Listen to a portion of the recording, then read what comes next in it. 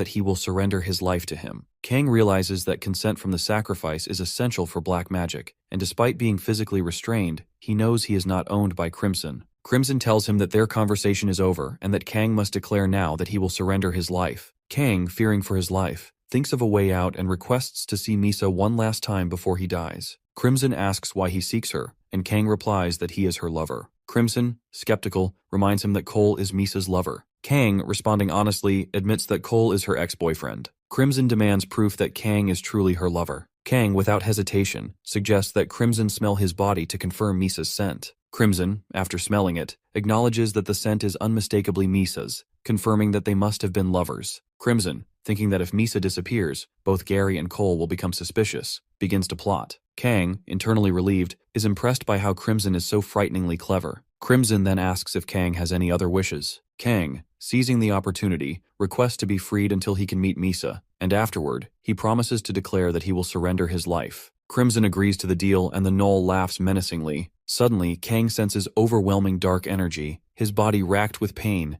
and he realizes that Crimson's words about not making him suffer were a lie. Crimson bids him goodbye, saying he will tell Misa that Kang has gone far away. Kang, remembering that Misa is the one who left first, responds that it will be difficult for Crimson to explain that to her. Crimson is taken aback, and in that moment, Kang rushes forward and lands a punch directly to Crimson's face. Crimson seethes with fury, accusing Kang of tricking him. Kang, still defiant, retorts that he believes it was Crimson who deceived him, having promised a painless death. Instead, the excruciating pain almost drove him mad, and he warns that such torment can turn a close ally into a sworn enemy. Crimson is left stunned by Kang's resilience. Kang, with a sly grin, promises to tell Crimson everything when he's dead. As the magic restriction lifts, the god resets Kang's lifespan, and the magical formation dissolves. Crimson, now enraged, growls in frustration. Kang, unwavering, reminds him of the deal. If he survived, he was to be set free, and Kang expects Crimson to honor that promise. With determination, he grabs a dagger and demands that Crimson uphold his end of the bargain. Kang then cuts the chain of one of the captive girls, releasing her. The girl, weakened, is shocked, but Kang supports her and begins walking away. Crimson halts him, reminding Kang of his previous warning. Kang, knowing that Crimson hadn't harmed him before, reasons that finding someone who had already died was a futile effort.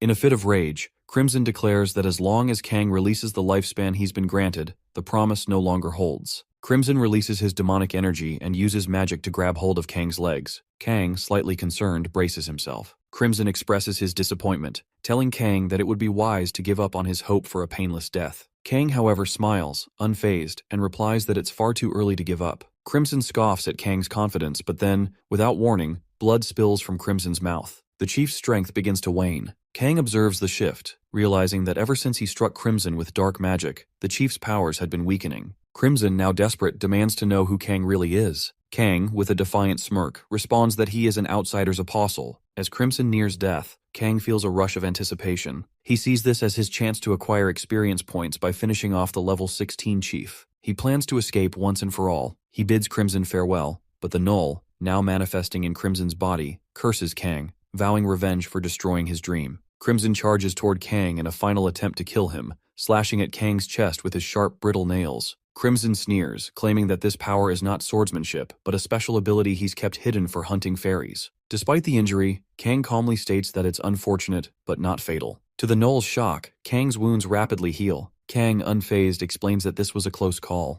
Crimson, now weakened and drained of his strength, attempts to flee. However, the girl grabs his foot, stopping him. Crimson snarls at her to let him go, but before he can escape, Kang appears and swiftly decapitates Crimson. Though Kang knows this victory is not final, there's still another authority to face. Kang, having dealt the final blow to the Gnoll inside Crimson, watches as the Gnoll dies, crying out in pain. Kang remains unyielding. Dakin, an unseen observer, expresses his sorrow for Crimson's fate. With the last of Crimson's tyranny now crushed, Kang frees the many fairies the chief had captured, calling on the villagers to help. With the situation nearly resolved, Kang leaves the area. A month later, Kang finds himself roaming once more through the jungle. Without warning, fairies attack him, forcing him to leap from a cliff to escape. On the other side, there is a childish fight at the temple over the apprenticeship problem, but mages aspiring to become masters show up in droves. The situation is quickly resolved as countless mages pursue the honorable title of Hero's Master. Princess Athena tells the heroes that magic needs to be visualized in their minds, so focus is significant. The heroes are practicing magic as they create a ball of fire. Suddenly, a student asks Princess Athena about the math of magic. She replies that there are no such rules in magic where math applies. After some time, the student asks the hero if he uses addition or subtraction while creating that ball of fire. She tells him that he can use magic because he has a master who can create fire well. He replies that he does not believe it because he is sure he could quickly become an archmage with modern knowledge. Suddenly, the masters arrive. One master tells Princess Athena that she misdescribed something to the heroes. He tells the heroes that it is true that mathematics is applied to magic. The heroes are surprised. The master explains that since Princess Athena used a fireball as an example, he will continue with a related explanation. He says the princess, who has only learned theory, might not know this, but they have been implementing mathematics to raise the efficiency of magic. Meanwhile, another magic master arrives and shows them a magic ball in the air. The other master tells them they must avoid unnecessarily wasting mental energy in a war. He says that when they shoot the fireball, the angle is critical. He tells them they also need to consider the direction and speed of the wind. Suddenly, a blast occurs in the air. The boy is happy as he gets his answer from the masters. After that, the master tells them that practical battle magic will also help the princess. Princess Athena expresses her interest in learning it. After some time, the heroes are with the other mages. Meanwhile, practical magic is being taught by exceptional mages in the field. With the guidance of excellent masters, the heroes quickly learn magic. Suddenly, a thunderstorm occurs. Fairies are sitting in a room. One is injured, and another is applying medicine to her hand. The injured fairy is Espresso, the maid of the fairy princess.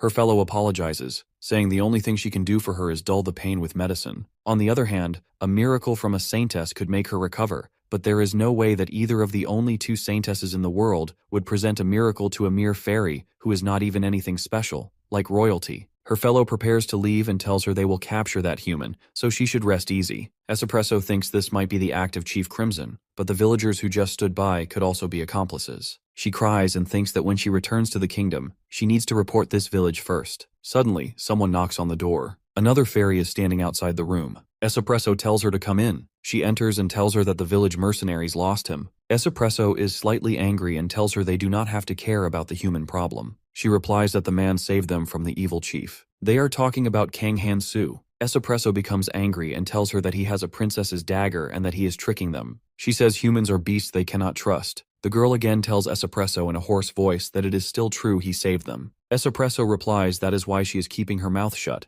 and it is not like they told him to kill him. It is merely beasts tearing each other apart. Suddenly, Councilwoman Celeblesse arrives and asks Espresso about what she said. The other fairy comes near Celeblesse to support her, as she looks sick. Celeblesse is a fairy royal whose name means Holy Sun in the ancient Lang language. Despite being of royal heritage, she has infinite life. She was a toy that Chief Crimson especially valued. She was also the one imprisoned in the basement the longest. Celeblesse starts crying and tells them that Kang could have run away by himself, but he freed her. Espresso tells her she knows that he is after her infinite life. Celeblesse asks if she knows their savior used the dark magic pact. Meanwhile, Kang Han-soo uses pact violation. Anyone who violates a pact must pay back however much they took. The chief ends in self-destruction after underestimating Kang's life. Espresso tells Celeblesse that she remembers when she used to run around without a care in the palace, but now it is a distant memory of the past. She cries. Celeblesse tells her that is why she needs to go and find him. The fairy tells her it is dangerous, as her condition is worse now. After that, Celeblesse leaves. Meanwhile, God is listening and watching them and then slowly leaves the scene. After some time, God arrives in the jungle. He comes near Kang. He is a little stressed, as he has fallen from the cliff. Meanwhile, at the temple, Prince Alsus is with the heroes who want to become swordsmen. The students are shocked to see that they are having a sudden tea break. He takes all the students to the banquet hall. After some time, they all sit at the dining table. Prince Alsus tells them to toast the heroes who have chosen the path of swordsmen. The knights shout and cheer. The heroes are scared to see their enthusiasm. After that, Prince Alsus tells the students that he will show them a simple demonstration to heighten their understanding. He asks the commander for a spar. The commander agrees and gets ready. Prince Alsus tells them that they will first demonstrate the swordsmanship everyone is familiar with. He tells the commander to seal his swordsmanship.